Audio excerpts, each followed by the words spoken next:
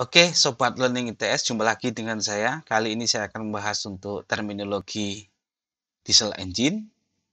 Jadi, diesel engine merupakan bagian dari heat engine. Ya, diesel engine merupakan compression ignition engine yang mana energi panas ya nanti dirubah menjadi energi mekanik. Dan diesel engine ini merupakan compression ignition engine dan dibagi menjadi dua, yaitu two stroke dan four stroke.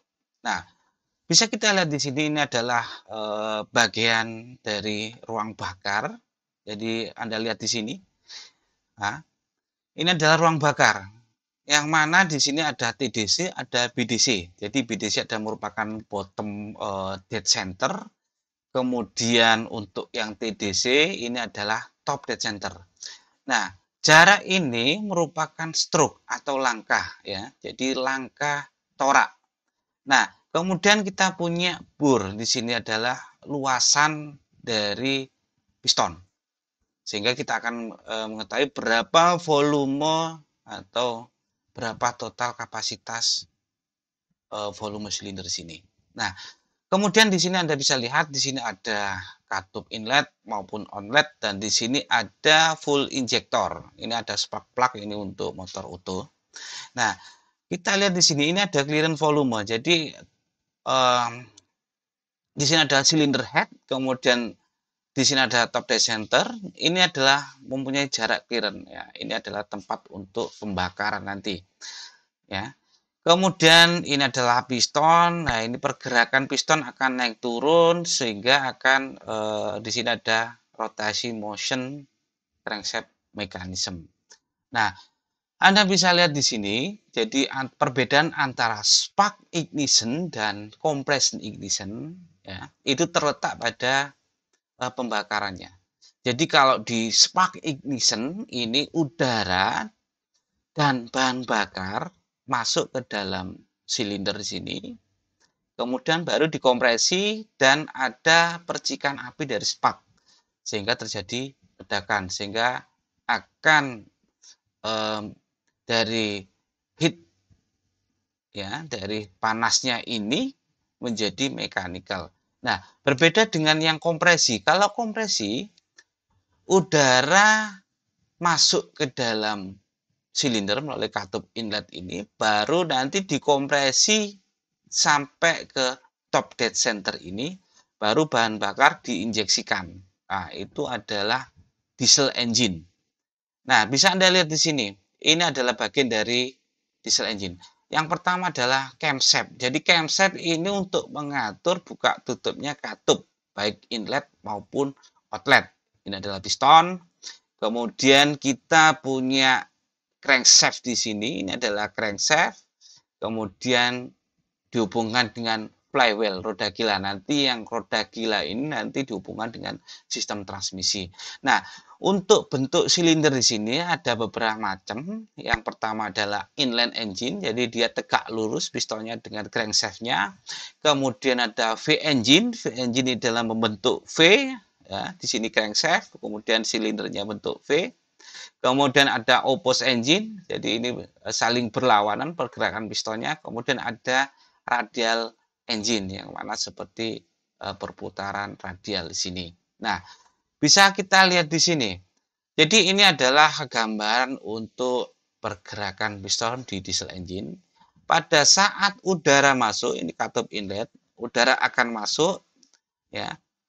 Posisi piston berada pada bottom dead center. Kemudian akan mengalami pergerakan ke atas, memanfaatkan oksigen di sini, udara. Kemudian di sini terjadi kenaikan pressure, baru bahan bakar diinjeksikan. Nah, setelah bahan bakar diinjeksikan pada udara yang bertekanan, sehingga akan timbul pembakaran. Setelah itu baru terjadi langkah mechanical atau power di sini. Nah, setelah itu baru nanti akan menekan ke atas ini pistonnya sehingga katup gas buang ini akan terbuka. Seperti itu basic dari kinerja diesel engine. Nah, kemudian Diesel engine ini diklasifikasikan ada beberapa. Yang pertama berdasarkan rotasi dari crankshaft-nya, putaran kecepatannya, RPM-nya. Ada low speed di sini ya. Dia tidak lebih dari 300 RPM. Kemudian ada medium, putaran RPM-nya 300 sampai 1000. Kemudian yang high speed dia lebih dari 1000 RPM. Nah, kemudian kalau berdasarkan revolusi crankshaft-nya yang berapa yang dihasilkan powernya, jadi per working cycle ada dua, 4-stroke dan 2-stroke. Oke, kita lihat yang 2-stroke dulu. Ya. Jadi yang 2-stroke di sini kita lihat. Di sini adalah animasi pergerakan 4-stroke dan 2-stroke engine. Nah, untuk yang 2-stroke, jadi satu power ya, dia hanya membutuhkan satu kali putaran crankshaft di sini, satu revolusi. Itu adalah dua engine, two-stroke engine. Nah, kebalikannya dengan yang four-stroke. Nah, kemudian untuk yang two-stroke ini, dia biasanya menghasilkan torsi dan power yang tinggi.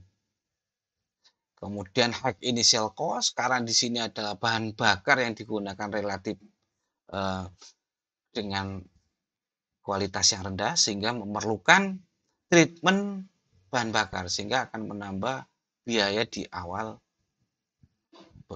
pembuatan engine ini. Lain halnya dengan four-stroke ya, kebalikannya.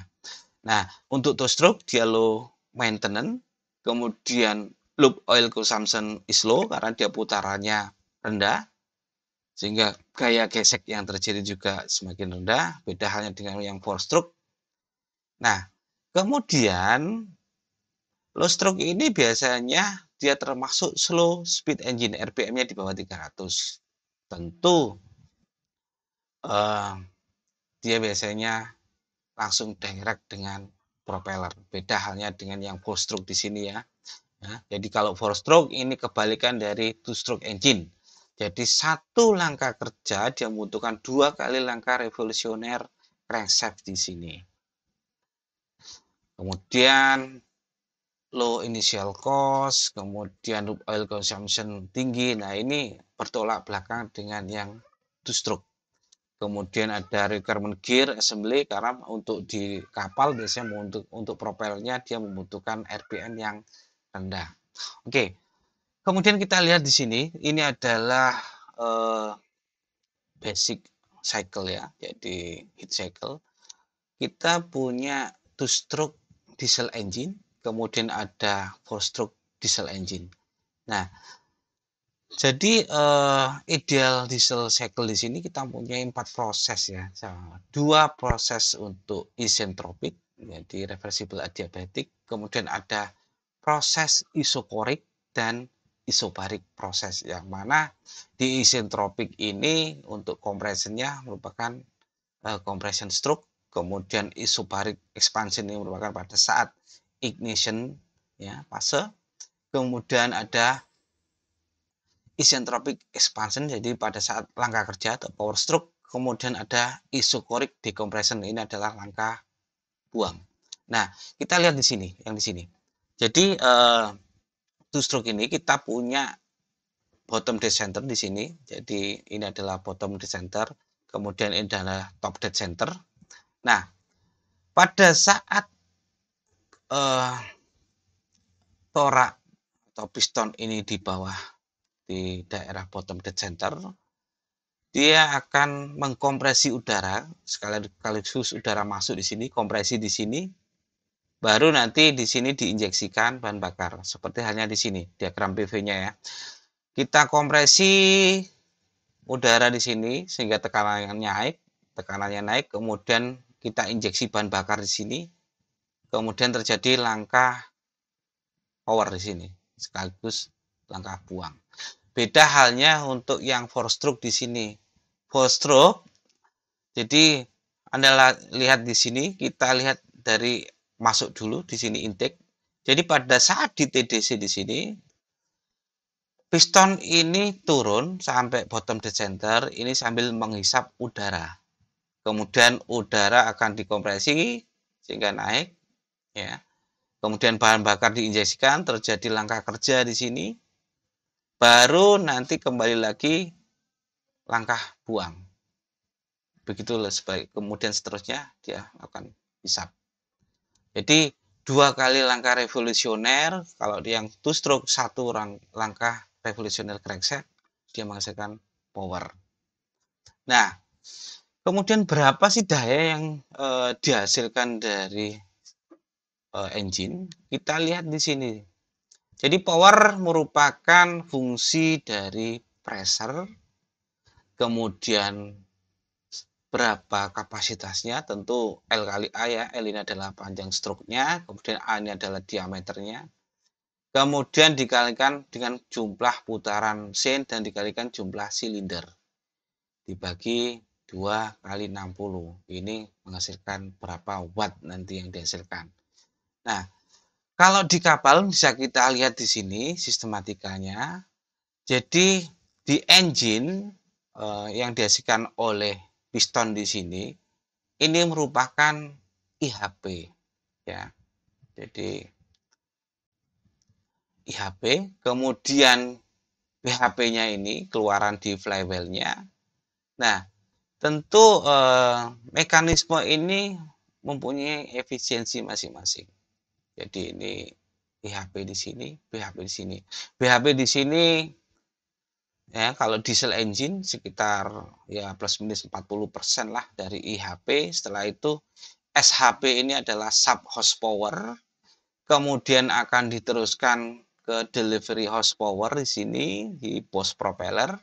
Kemudian ada thrust horsepower, ini adalah daya dorong yang dihasilkan oleh propeller. Nah, kecepatan efektifnya berapa ya? Ini. Jadi EHP ini adalah kecepatan efektif yang digunakan untuk menghitung berapa kebutuhan engine nanti. Nah, kemudian ya, thermal efisiensi kita lihat di sini. Jadi untuk diesel engine di sini kita lihat di sini adalah yang konvensional ya tanpa turbocharge. Di sini adalah yang menggunakan turbocharge. Kita lihat berapa efisiensinya. Nah, yang tanpa turbocharge di sini 35%. Jadi 35% daya yang dihasilkan.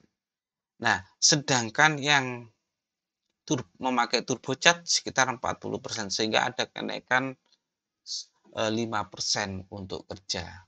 Sisanya ya menjadi gas buang, kemudian sebagai pendingin, loop oil, kemudian karena radiasi, ya, itu sisa-sisanya dari bahan bakar yang dikonversi. Nah, kita lihat di sini kelebihan dan kekurangan dari diesel engine. Yang pertama, kelebihannya. Kelebihan dari diesel engine, jadi dia low fuel consumption, ya, dan gas CO2 yang dihasilkan relatif rendah. Kemudian high power di sini, ya, powernya tinggi, high torsi, ya, pada low speed, kemudian low carbon monoksida dan hidrokarbon. Jadi ini adalah kelebihan. Sedangkan kekurangannya di sini, ya, partikel atau emisi gas buang yang berupa partikel itu sangat besar karena bahan bakar yang digunakan memang relatif rendah kualitasnya. Ya. Kemudian jadi lebih sulit untuk mengontrol NOx-nya, NOx-nya. Kemudian higher noise, ya, lebih bising. Kemudian engine juga berat, karena konstruksinya juga lebih berat dan lebih sulit untuk di start karena dia membutuhkan panas atau pressure yang tinggi. Itu merupakan kelebihan dan kekurangan diesel engine. Oke. Untuk terminologi diesel engine sampai sini kita bahas untuk part selanjutnya di sesi yang lain. Terima kasih.